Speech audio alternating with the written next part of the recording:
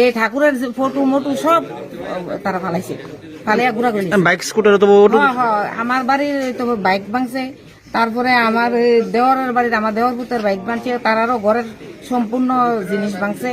এরপর নন্দের বাড়িতেও সব জিনিস। থানাত ফোন করছিলেন? পুলিশ আসছিল? না, থানাত ফোন করছি, ফোন করার পরে ইয়ার থেকে বিশালগড় থানার থেকে পুলিশ এসেছিলাম। তারপরে অনেক রিকোয়েস্ট করে আমরা তো বাঁচতেইব, তারা যেভাবে লুকি আইতাছে আমরা মাইরি নিব, তখন মধুপুর থানার থেকে পুলিশ এসেছে। তারা বিজেপি দলের। আপনার কি সিপিএম? আমরা সিপিএম করি, এর দূরই আমরা অপরাধ। কিন্তু আমার ছেলেরও কোনো দোষ নাই, আমার ছেলেরা কেউ কইতে পারতো না যে রাস্তার নামে। আমার ছেলে শুধু ঘরে থাকবো আর ছেলের কর্মটা করবো। আমার স্বামীও কিন্তু কোনো সময় আমার স্বামীও কেউ লোকে কোনো ব্যবহার খারাপ করছে না। আমরা কোনো কাজে ঝগড়া করি না মানুষরা। বিশাল দল বল নিয়ে সমাজদ্রোহীদের নিয়ে গোটা এলাকার মধ্যে ব্যাপক তাণ্ডব চালায় এবং আপনারা দেখেছেন, আপনাদের ভিডিওর মধ্যে দিয়ে ফুটে উঠেছে আমাদের প্রায় 8-9টি পরিবারের মধ্যে এরকম তাণ্ডব চালায় যেগুলা মানব সমাজে এত বিভৎস ঘটনা আমার জীবনে আমি কোনোদিন দেখিনি যে নির্বাচন দিন এরকম ঘটনা হয়েছে।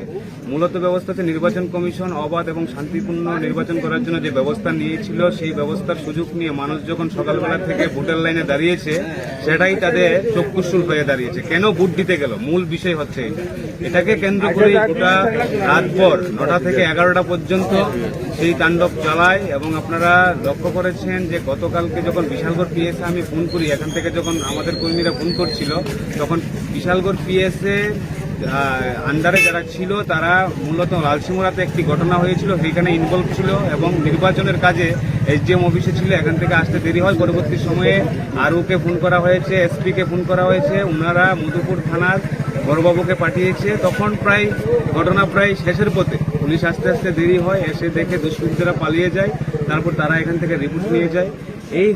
এই হচ্ছে আমাদের বিধানসভা বিশালগড় বিধানসভার এই যে এনসিনগর এবং গনিয়ামারার একটা অংশের মধ্যে তারা ব্যাপক তাণ্ডব চালিয়েছে, যেটা আমরা তীব্র নিন্দা জানাচ্ছি এবং দুষ্কৃতীদের অবিলম্বে গ্রেপ্তার করার জন্য আমরা পুলিশ প্রশাসনের উপর আবেদন জানাচ্ছি।